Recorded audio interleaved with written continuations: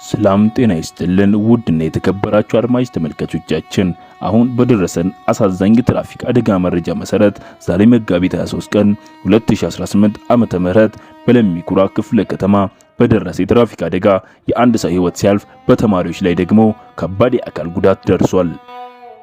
አደጋው የደረሰው ዛሬ ጠዋት 1 ሰዓት ገደማ በተለምዶ የተባበሩት አደባባይ ተብሎ በሚጠራው አካባቢ ላይ ነው።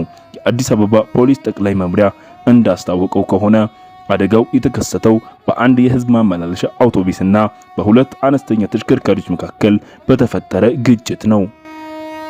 የሰሌዳ ቁጥር ኮድ 3A 41968 AA የሆነ አሊያንስ የህዝብ ማመላለሻ አውቶቡስ ከአቤም ወደ የተባበሩት አቅጣጫ በቁልቁለት ላይ በመጓዝ ላይ ነበር። በዚህ ወቅት ከአያት ወደ ሲኤምሲ አቅጣጫ በመጓዝ ላይ ከነበሩት ኮድ 3 35090 እና ኮድ 3B 57071 የሰሌዳ ቁጥር ካላቸው ሁለት ቪትስ ተሽከርካሪዎች ጋር ተጋጭቷል። አውቶቡስ ግጭቱን ካደረሰ በኋላ አደባባዩ ላይ ወጥቶ መገልበጡም ታውቋል። በአደጋው ምክንያት በሚያሳዝን ሁኔታ የፒካፕ መኪና አሽከርካሪ ሕይወት ወዲያውኑ አልፏል። ከባድ የአካል ጉዳት ከደረሰባቸው 3 ሰዎች መካከል ደግሞ በመኪና ውስጥ ተሳፍረው የነበሩት የ7ኛ ክፍልና የ5ኛ ክፍል ሴት ተማሪዎች እንዲሁም የቪትስ መኪናው አሽከርካሪ ይገኙበታል። ተጎጂዎች በአሁኑ ሰዓት በሕክምና ተቋማት ክትትል እየተደረገላቸውም ይገኛል።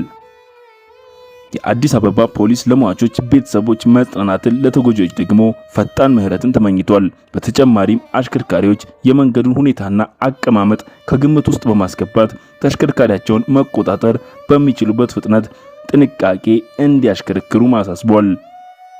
መረጃዎችን በፍጥነት ለማግኘት ቻናላችንን ሰብስክራይብ በማድረግ ይከታተሉ። ስለነበረን ቆይታ እናመሰግናለን። ከክፉ ጠብቃችሁ ሰናይ ቀን